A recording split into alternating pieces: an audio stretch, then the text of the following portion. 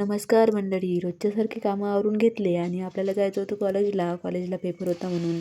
मग काय मस्त तयारी वगैरे पटापट करावं म्हटलं आणि जावं म्हटलं. खूप उशीर होत होता म्हणून मी पूर्ण काही ब्लॉग दाखवणार नाही आहे. माझा पूर्ण व्हिडिओ पाहायचा असेल तर नक्की यूट्यूबला जाऊन बघून घ्या. तर मित्रांनो, तुम्हाला आज मी एक गोष्ट सांगतो बघा. आपल्या पाठीमागे असणारे मित्रमैत्रिणी हे बरोबर आपल्यासोबत असतातच. पण बाकीचे काही असे लोक असतात जे की आपल्याला पाहून जळत असते. त्यात माझे काही मित्रमैत्रिणी जुनेवाले आहे. आता मी ज्यांच्यासोबत राहते नवीन, त्यांना म्हणजे माझा स्वभाव वगैरे पटते म्हणून त्यांनी माझ्यासोबत चांगले राहते. त्यांनी माझी हेल्प पण करते आणि मी त्यांची करत असते. म्हणून काही लोक असे जळत असते. तर त्यांना आता त्यांच्याकडे लक्ष देतो म्हटलं तर झालं, मग आपली कोणतीच मैत्री टिकणार नाही आणि शेवटपर्यंत कोणतीच जाणार नाही. म्हणून मी त्यांच्याकडे काही लक्ष कधी देत नाही.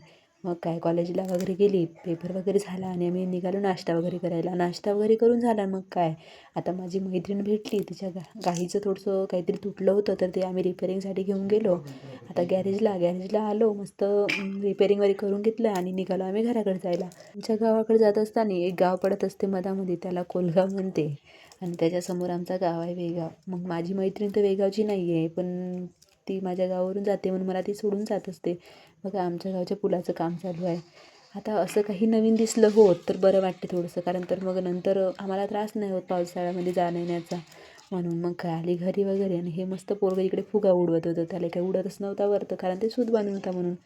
ते मस्त उडवत होतं. मी त्याच्याकडे पाहत होती.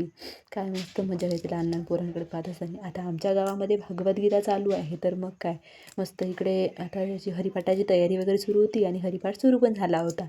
मी मस्त बघत होते. चला भेटू नेक्स्ट ब्लॉगमध्ये. Bye bye.